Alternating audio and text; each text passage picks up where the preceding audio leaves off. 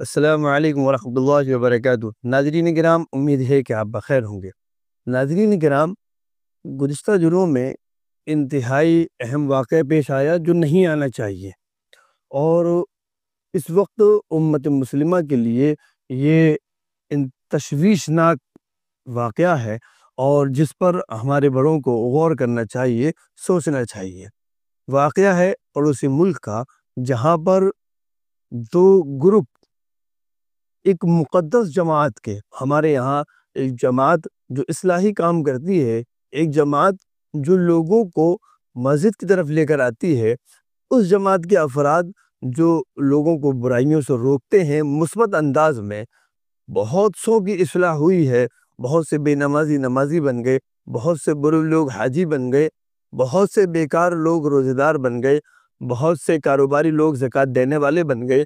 ایسا اصلاحی کام، اس اصلاحی کام کو کرنے والے افراد اور ان سے اس طرح کا کام سرزد ہو جانا، ظاہر ہے یہ بہت بری بات ہے۔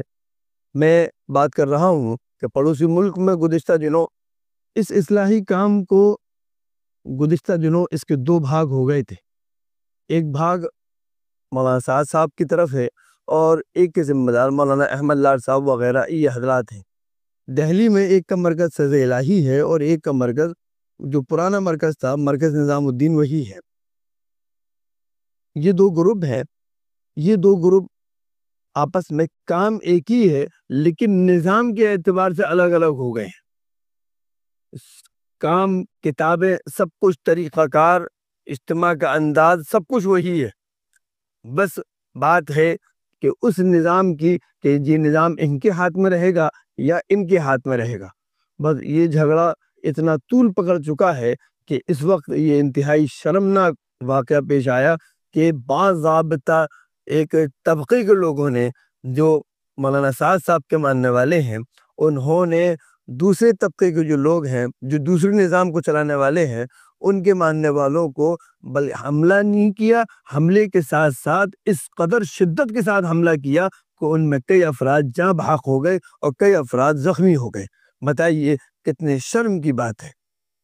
جب یہ فتنہ رونما ہوا تھا، یعنی کہ جب یہ دو بھاگوں میں الگ الگ تقسیم ہوا تھا، اور دنیا کے اندر ایک دم آپس میں رسہ کشی اور دست و گریباں افراد ہو گئے تھے، ایک ہی کام کو کرنے والے لوگ آپس میں دشمن ہو گئے تھے، اور تقریباً شہروں میں یہ واقعہ پیش آنے لگا تھا۔ اس وقت اکابر دارالعلوم کی دور اندیشی دیکھیے کہ دارالعلوم کے اہتمام نے یہ اعلان کیا تھا کہ احاطۂ دارالعلوم میں تبلیغی جماعت سے وابستہ کوئی کام نہیں ہوگا۔ آپ قربان جائیے ان دور اندیشیوں پر کہ اگر وہ نہیں اختیار کرتے راستہ، تو آج مرکز علم و فن دارالعلوم دیوبند کے اندر خوریزی ہو رہی ہوتی، طلبہ آپس میں دست و گرما ہوتے، استاد آپس میں لڑ رہے ہوتے، جس سے معاملہ انتہائی خراب ہو سکتا تھا۔ اکابرین کی دور اندیشی تھی، انہوں نے دارالعلوم کے احاطے میں اس کام کو بند کر دیا۔ البتہ لوگوں کا یہ کہنا ہوتا ہے کہ جمعیت ایک تھی، دو ہو گئی، دارالعلوم دیوبند ایک تھا، دو ہو گئے، مدارالعلوم دو، ایک تھا، دو ہو گئے۔ دیکھیے، دارالعلوم ایک تھا، دو ہو گئے، اس سے کوئی کام، کسی پر کوئی نقصان نہیں ہوا، کسی کا کوئی نقصان نہیں ہوا۔ علمی اعتبار سے فائدہ ہوا کہ ایک دارالعلوم سے اتنے طلبہ فارغ ہو رہے ہیں اور دوسرے سے اتنے ہی طلبہ فارغ ہو رہے ہیں۔ نتیجہ یہ ہوا کہ ایک فیکٹری سمجھ لیجئے جو علماء کو تیار کر رہی ہے، کوئی پروڈکشن تیار کر رہی ہے، تو اب وہ دگنا ہو گیا۔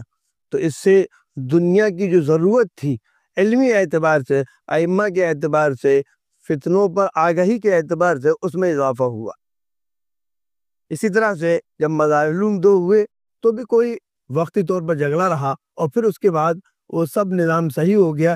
ایک دم صحیح اس لیے ہو گیا کیونکہ دنیا نے نافعیت کو دیکھا اس کی، اور نافعیت اب بھی اپنی جگہ برقرار ہے۔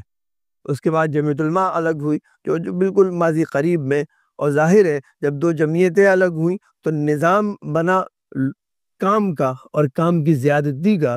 ظاہر ہے ہر ایک آدمی ایک کے نظریے سے شاید متفق نہ ہو، لیکن اس کی وجہ سے جمعیت کا دائرہ کار بڑھا، اور اس کے بعد لوگوں میں خدمت کا جو جذبہ ہے وہ بھی بڑھا، اور لوگ اس سے وابستہ ہوئے۔ اور یہ اختلاف بھی ختم ہو گیا. دارالعلوم کا اختلاف ختم ہو گیا, مظاہر العلوم کا اختلاف ختم ہو گیا, جمعیت علماء کا اختلاف ختم ہو گیا. ان تینوں اختلاف کے ختم ہونے کی جو وجہ ہے وہ وجہ ہے کہ یہاں پر علماء تھے جن کا دلائل کے ساتھ اختلاف ہوتا ہے اور وہ ذات کے ساتھ اختلاف نہیں ہوتا. اس سے آگے جو چوتھا نمبر تبلیغی جماعت کا ہے اس کا اختلاف عوامی اختلاف ہو گیا, اور عوامی اختلاف چونکہ علم سے واقفیت نہیں رکھتی تو وہ اختلاف مخالفت میں بدل گیا, اور وہ انا کا مسئلہ بن گیا, ناک کا مسئلہ بن گیا. اور جب انا کا اور ناک کا مسئلہ بن گیا تو پھر اختلاف. اس لیے بڑے احباب کو اس طرف مکمل توجہ دینی چاہیے کہیں یہ معاملہ بہت زیادہ پوری دنیا میں طول نہ پکڑ جائے, تو اس لیے وہ کہیں ایسا نہ ہو کہ وہ کام دنیا کے اندر بند ہو جائے اور لوگ اس سے جڑنے نہ لگیں, دور ہونے لگے کہ یہ کام تو بیکار کام ہے, جھگڑے اور فساد والا کام ہے. اس طرف مکمل توجہ دی جائے.